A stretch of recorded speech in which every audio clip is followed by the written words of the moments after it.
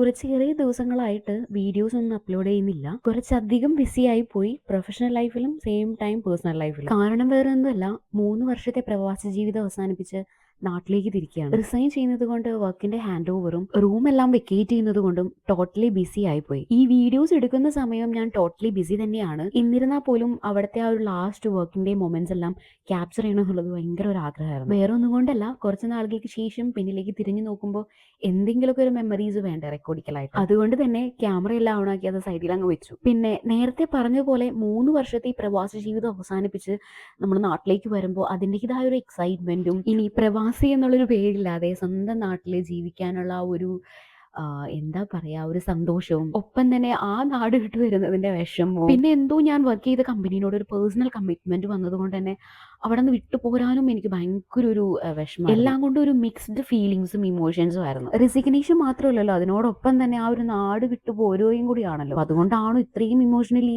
ഒരു ഇത് വന്നേന്ന് എനിക്കറിയില്ല. Anyway we have to overcome all these things. അല്ലേ, ശരിയല്ലേ? ഇതെല്ലാം ലൈഫിന്റെ ഒരു ഭാഗം തന്നെയാണ്. ഇനിയിപ്പോ കൂടുതൽ വിശേഷങ്ങൾ നമുക്ക് നെക്സ്റ്റ് വീഡിയോയിൽ കാണാം. See in the next video. By.